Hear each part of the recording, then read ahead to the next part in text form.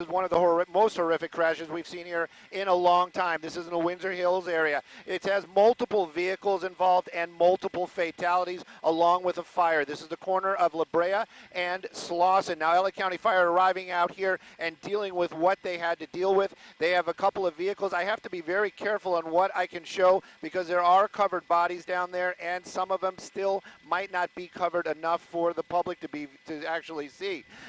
You can see most of those vehicles ending up there at that intersection. LA County Fire Department paramedics were doing what they could for the folks that needed the help. There's still a triage set up out here, and some of the minor injuries right now are being treated. We did see an ambulance leaving the scene as soon as Skyfox did show up. That might have been one of the more seriously injured people that they didn't even triage. They just put that person in an ambulance and left. I can tell you that this intersection is going to be closed for some time.